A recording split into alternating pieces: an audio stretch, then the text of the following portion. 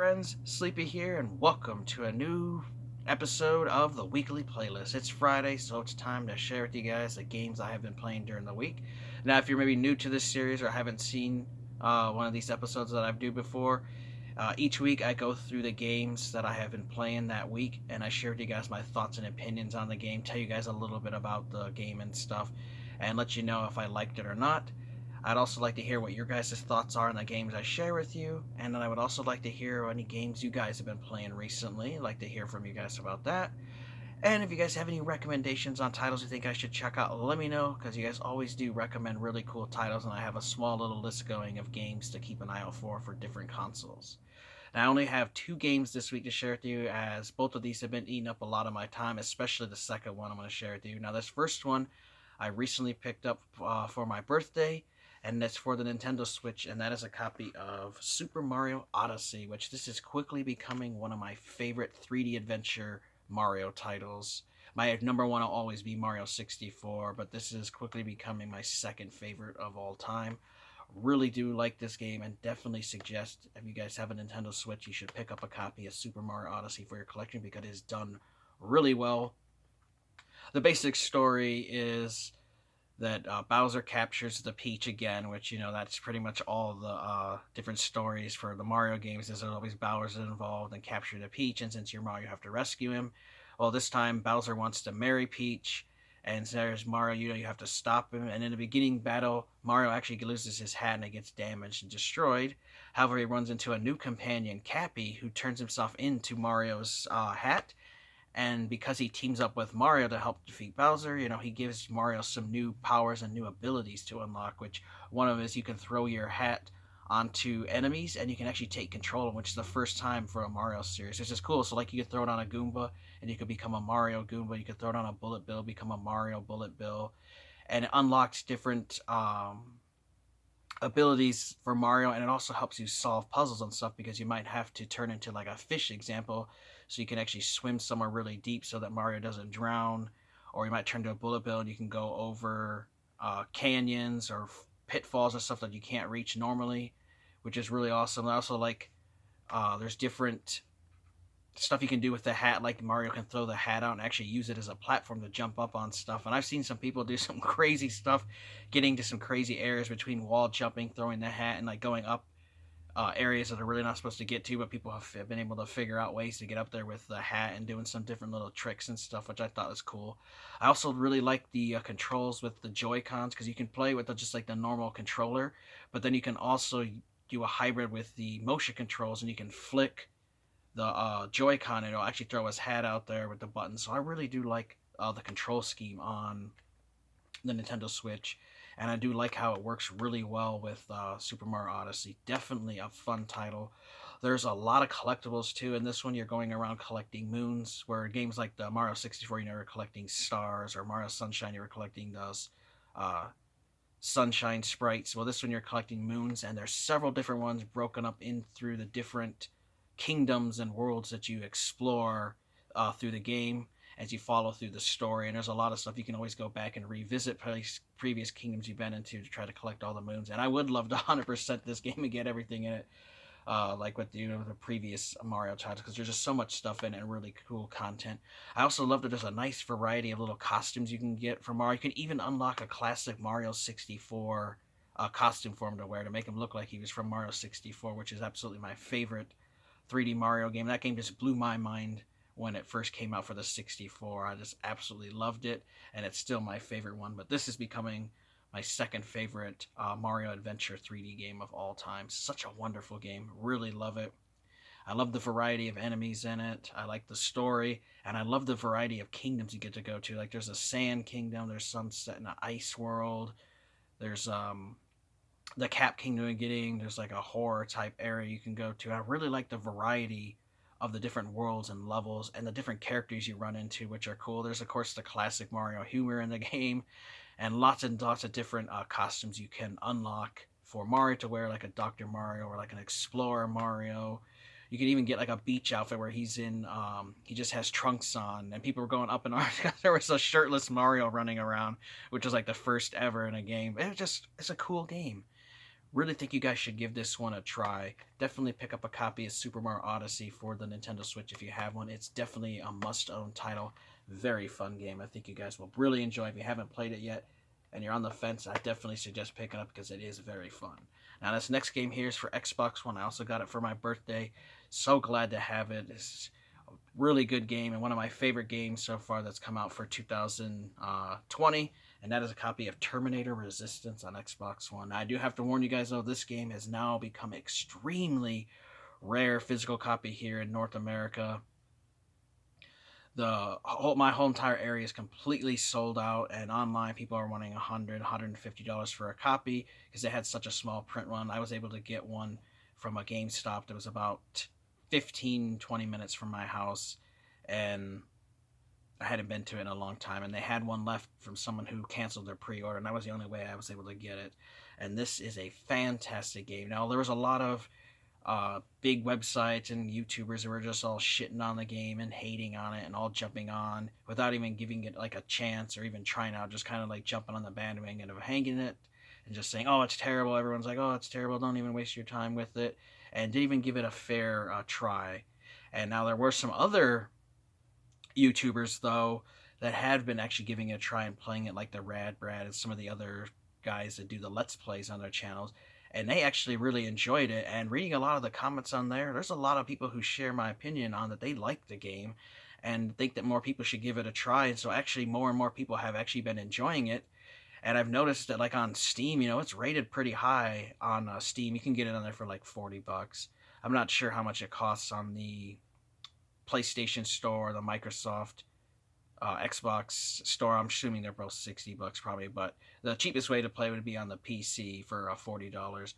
But it is a fun game, and it is the kind of Terminator game I have been wanting to play for years, because this is set in the future war. You play as a new protagonist, Jacob Rivers, and you're trying to go through the story, trying to fight the Terminators and help defeat them. And through the way, you meet different characters, and you run into all kinds of new Terminators that you didn't see in the movies. So there's some new spider ones. There's these little flying guys. Of course, the Terminators themselves, the classic T-800s, and you run into a new Terminator, which I don't want to give away too much for the story because I do like the story. So I don't want to say too much about certain characters or things you run into. But it's definitely worth checking out, especially if you're a big fan of the first two Terminator movies, because those two movies are classic, and this just fits in well with that, telling, how they get to those movies. So basically like a prequel to both of the movies, and I've been having an absolute blast with this. I've gotten really far in the game too, as I've been playing this a few hours every night, and I actually was going to play it more, but unfortunately my batteries died and I'm out of batteries, so I actually need to make a trip to the store and get some more batteries for my controller. Otherwise I'd be playing this some more, which is sad. So when I go to work tonight, I'll make sure to pick up a pack before I go home. That way I'll be able to continue my adventure playing this. Really fun game. I do guys, there are multiple difficulties for this game, but I definitely would recommend playing this on the hard or the hardest setting, only because the game becomes too easy, especially once you start leveling up, which just does have a leveling up system, and you could use that to put different skill points and unlock things like lock picking, which is essential. That's another thing I'll tell you guys.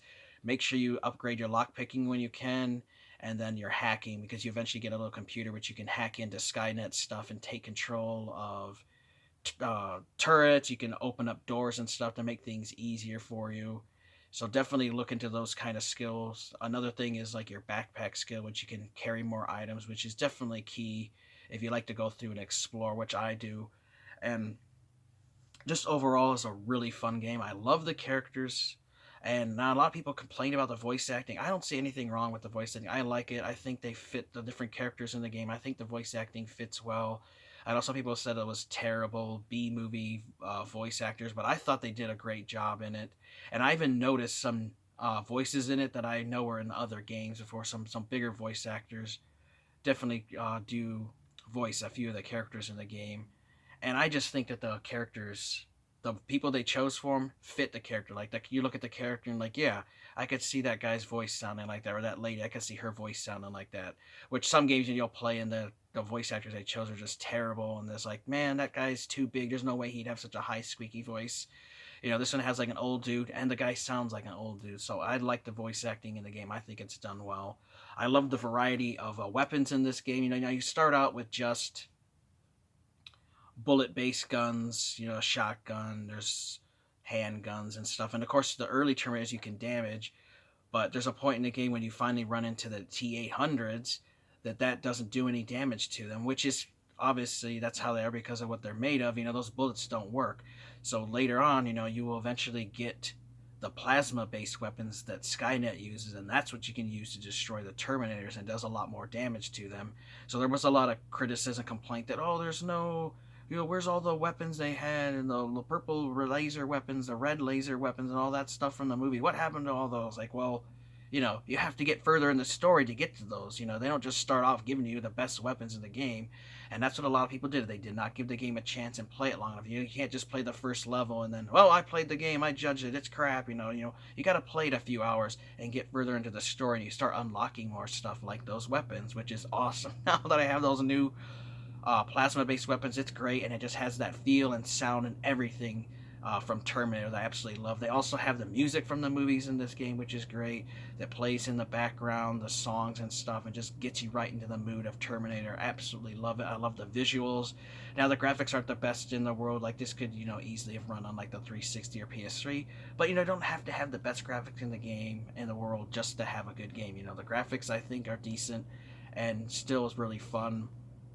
I do want to let you guys know, though, that when you do play this, make sure that in the area you are, because it is broken up to different little areas, and they're kind of like open world areas that you're there. Like, it's not a whole giant open world, but when you're in a certain level, it's open world. You can do what you want. You could stealth through it. You could go guns blazing, and you could do like what I do, where I like to explore and look for all the little collectibles, and which are notes. There's 32 of them in the game, and then there's also resources and stuff, scrap metal, bullets, health packs, all kinds of different stuff you can search through the world and pick up, and you can use that to craft stuff, because this does have crafting in it.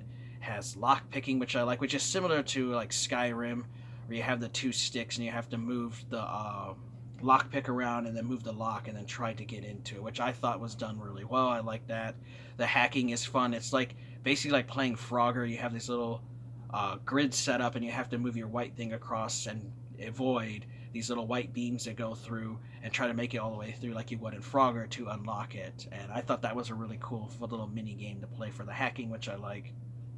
Again, like I said, the story is done really well. I really like it. It's pretty involved, and you can talk to the different main characters in the game, and the way you talk to them can actually affect the ending and how they view you, and it'll tell you if they appreciate it, or you could like scold them and it'll tell them that they didn't appreciate that, and that will affect the ending. I know there's at least 2 endings. I'm not sure if there's any more than that.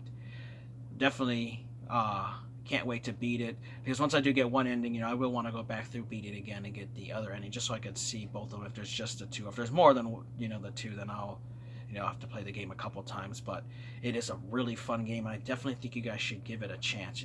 Don't listen to all the hate and the people who are hating on the game. If you're a fan of Terminator, you'll definitely enjoy this game. It is really fun.